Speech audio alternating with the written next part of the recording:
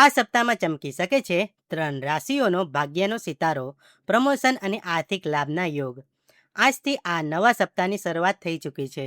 આ સપ્તાહ ગ્રહોની ચાલની દ્રષ્ટિએ ખૂબ જ ખાસ છે, કારણ કે આવતીકાલે બુધ ગ્રહ પોતાની વક્રી ચાલ શરૂ કરશે. તો સાથે જ મંગળ અને સૂર્ય પણ પોતાનું નક્ષત્ર પરિવર્તન કરવાના છે.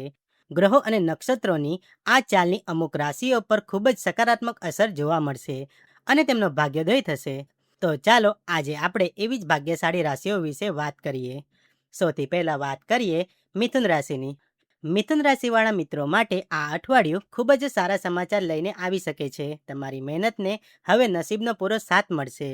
જો તમે કોઈ કંપનીમાં ઇન્ટરવ્યૂ આપ્યું હોય કે કોઈ સ્પર્ધાત્મક પરીક્ષા આપી હોય તો રિઝલ્ટ તમારા પક્ષમાં આવી શકે છે. તમને ધન લાભ થવાના પણ પૂરા યોગ દેખાઈ રહ્યા છે.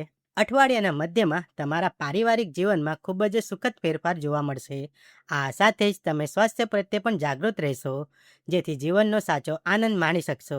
સમાજના કોઈ પ્રતિષ્ઠિત અને ગણમાન્ય લોકો સાથે પણ તમારી મુલાકાત થવાની સંભાવના છે. હવે વાત કરીએ સિંહ રાશિની. સિંહ રાશિના જાતકોને આ અઠવાડિયે સૂર્યગ્રહના પ્રભાવથી ખૂબ જ શુભ ફળ મળી શકે છે.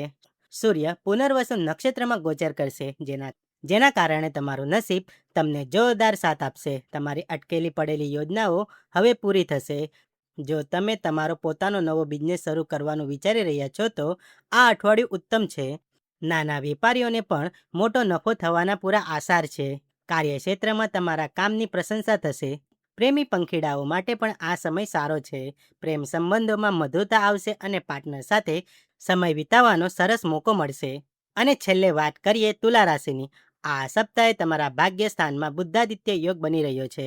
આ યોગ બનવાથી તમને કરિયરના ક્ષેત્રમાં જબરજસ્ત પરિણામ મળી શકે છે.